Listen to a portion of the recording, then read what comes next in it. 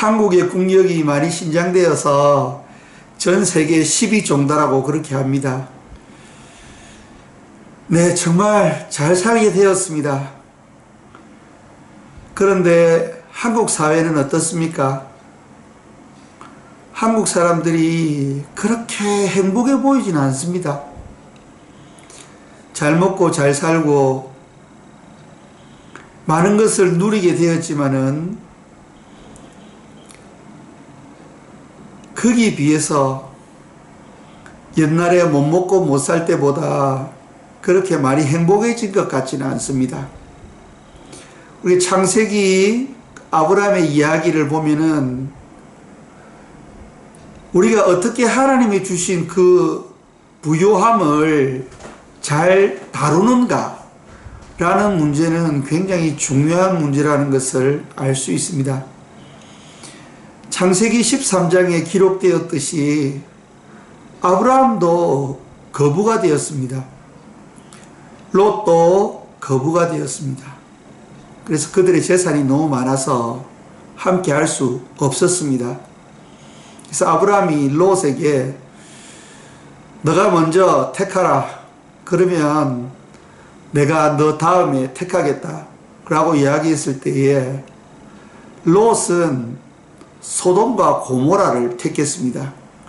왜냐하면 소돔과 고모라를 보니까 거기 요단강이 흐르고 있고 땅이 비옥하면서 모든 문명들이 강을 따라 번성하기 때문에 문명도 번성하고 거기 가면 먹을 것도 많고 왠지 거기 가서 뭐를 하면은 더 많은 재산을 불릴 수 있을 것 같아서 소돔과 고모라를 택했습니다.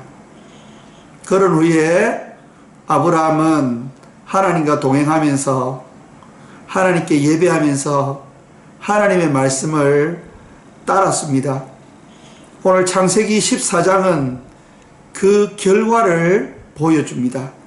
여러분, 창세기 14장 11절 12절 말씀입니다. 내 왕이 소돔과 고모라의 모든 재물과 양식을 빼앗아 갔고 소돔에 거주하는 아브라함의 조카 롯도 잡혀갔고 그 재물까지 노락하여 갔더라.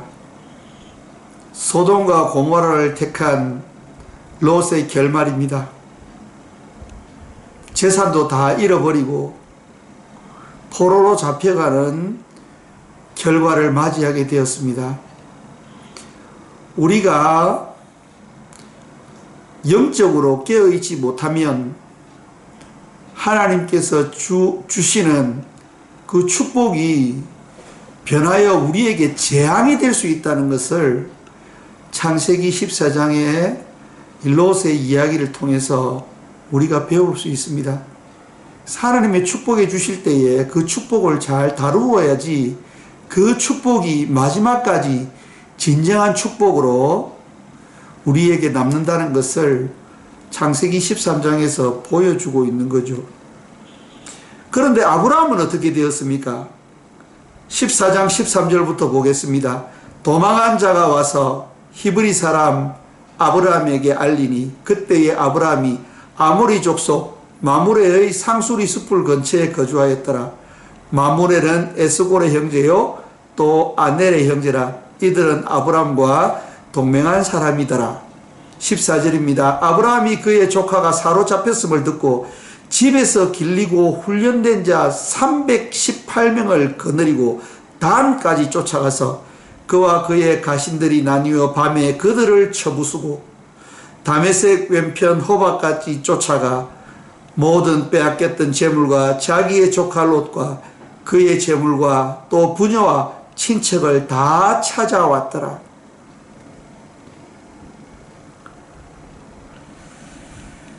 네, 가나안에 이 연합군들이 소돔과 고모라를 약탈하고 롯과 그의 모든 재산을 가져간 그 이후에 아브라함이 그동안 훈련시켰던 318명의 사병을 데리고 롯을 구하러 갑니다.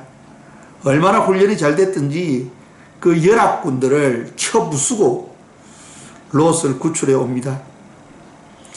하나님의 말씀을 따라갔던 아브라함은 점점 강성하여 갔고 세상적인 눈으로 세상을 따라갔던 롯은 결말이 좋지 못했습니다. 우리가 너무 욕심을 부리면 큰 문제가 올 수 있다는 사실을 꼭 기억해야 됩니다. 그럼 우리가 얼마나 잘 먹고 잘 살게 되었습니까? 그런데도 더 잘 먹고 잘 살기 위해서 하다가 큰 봉변을 당하는 사람들이 너무나 많음을 보게 됩니다. 정말 너무 안타깝습니다. 그럼 야고보서 1장 13절부터 조금 읽어보겠습니다. 야고보서 1장 13절입니다. 사람이 시험을 받을 때에 내가 하나님께 시험을 받는다 하지 말지니 하나님은 악에게 시험을 받지도 아니하시고 친히 아무도 시험하지 아니하시느니라. 오직 각 사람이 시험을 받는 것은 자기 욕심에 끌려 미혹됨이니 욕심이 잉태한 즉 죄를 낳고 죄가 장성한 즉 사망을 낳느니라. 욕심이 문제입니다. 여러분, 욕심. 성경은 자족을 이야기하고 있습니다. 하나님께서 여러분들에게 많이 부어주셨지 않습니까? 그런데 더 많이, 더 높은 곳으로 올라가려고 하는 이 욕심 때문에 말년이 좋지 않는 사람들을 많이 보게 됩니다. 16절입니다. 내 사랑하는 형제들아 속지 말라. 17절입니다. 온갖 좋은 은사와 온전한 선물들이 다 위로부터 빛들의 아버지께로부터 내려오나니 그는 변함도 없으시고 회전하는 그림자도 없으시니라. 그가 그 피조물 중에 우리로 한 첫 열매가 되게 하시려고 자기 뜻을 따라 진리의 말씀으로 우리를 낳으셨느니라. 세상 사람들은 욕심을 따라 살아갑니다. 그러나 저와 여러분들은 그리스도인이라는 사실을 잊지 말아야 합니다. 저희들은 하나님이 쓰시려고, 하나님이 축복하시려고 불러주신 하나님의 자녀라는 거죠. 그래서 너무 욕심 가지고 살아가면 안 된다는 거죠. 지금 있는 것만 해도 여러분 하나님 앞에 큰 축복 받았지 않습니까? 잠언서 20장 21절 말씀을 한번 보도록 하겠습니다. 잠언서 20장 21절 말씀. 처음에 속히 잡은 산업은 마침내 복이 되지 아니하느니라. 처음에 속히 잡은 산업은 마침내 복이 되지 아니하느니라. 처음에 속히 잡은 산업은 마침내 복이 되지 아니하느니라. 여기 속히 잡았다는 이 히브리어 단어의 동사형이 포알형입니다. 포알형. 강조형입니다. 너무 빨리 잡은 그 축복들은, 그러한 산업들은, 그러한 재물들은, 그런 높은 위치들은 결국 끝이 좋은 경우가 별로 없다는 겁니다. 너무 뭐를 빨리빨리 하려고 하지 마십시오, 여러분. 하나님의 시간표를 따라 하나님과 함께 가면 됩니다. 제가 옛날에 고등부 교역자를 할 때에 간단한 꽁트를 그 고등학생들이 했는데요. 아주 인상 깊은 거였습니다. 그게 뭐냐면은 어떤 사람이 하나님보다 앞질러 가다가 마귀가 그 사람을 걸어가지고 그 사람이 자빠졌는데 하나님이 따라가서 그 사람을 일으켜주는 아주 간단한 꽁트였습니다. 1분밖에 안 되는 아주 짧은 꽁트였는데요. 그때에 그 하나님이 구원해준 그 사람이 한마디 합니다. 하나님보다 앞서지도 하나님보다 뒤처지지도 맙시다. 공익 광고 이렇게 해서 마지막에 한마디 하는데요. 참 제 기억에서 떠나지 않습니다. 하나님보다 앞서지도 말고 하나님보다 뒤처지지도 말자. 속히 잡은 산업은 결국은 복이 되지 않는다. 원칙을 무시하고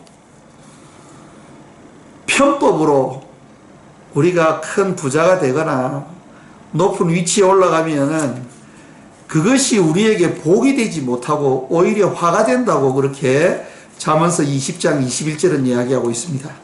잠언서 28장 20절도 한번 찾아볼까요? 잠언서 28장 20절입니다. 충성된 자는 복이 많아도 속히 부하고자 하는 자는 형벌을 면하지 못하리라. 잠언서 28장 20절 말씀인데요. 충성된 자는 복이 많아도 속히 부하고자 하는 자는 형벌을 면치 못하리라. 아멘. 여기 충성된 자라는 것은 변하지 않는 자, 신실한 자라는 뜻입니다. 이 충성된 자의 히브리어 어근은 아만입니다. 이게 아멘이라는 단어와 이 같은 단어죠. 그래서 아만이라는 동사 원형에 기초하고 있는 거거든요. 그럼 아멘이 뭡니까? 진실로 거라다. 진실되다. 맞습니다. 그렇습니다. 아멘. 아멘의 사람이 되시기를 바랍니다. 하나님을 믿고 신실하게 가면은 하나님의 큰 축복을 받습니다, 여러분. 그게 아브라함입니다. 그러나 속히 보호하고자 하는 자는 큰 문제에 봉착하게 됩니다. 이게 롯입니다. 속히 보호하고자 소돔과 고모라 땅을 택해서 도시들로 간 롯은 마지막이 좋지 못했습니다. 그러나 변함없이 하나님과 동행한 아브라함은 계속적으로 많아져 갖고 부자가 되어져 갖고 행복해져 갖고 점점 더 좋아지는 그러한 삶을 살게 되었다는 것입니다. 찬양 중에 그런 찬양이 있죠, 여러분. 받은 복을 세어보아라. 받은 복을 세어보아라. 우리가 얼마나 하나님 앞에 받은 축복이 큽니까, 여러분? 그럼 얼마나 큰 복을 받아야지 여러분 만족하시겠습니까? 여러분 억만장자가 되고 싶으십니까? 왜요, 여러분? 억만장자 되고 싶은 이유가 무엇입니까? 여러분 스스로에게 한번 물어보십시오. 우리가 내가 할 수 있는 일을 충분히 하고 하루 세 끼 먹고 내가 입을 옷이 있고 내가 누울 곳이 있으면 되는 거 아닙니까? 그거 큰 축복 아닙니까? 그런데 누울 곳도 있고 입을 것도 있고 먹을 것도 있고 거기에 하나님이 또 더 큰 축복들을 얼마나 많이 우리에게 부어주셨습니까? 여러분 받은 복을 세어보시기 바랍니다.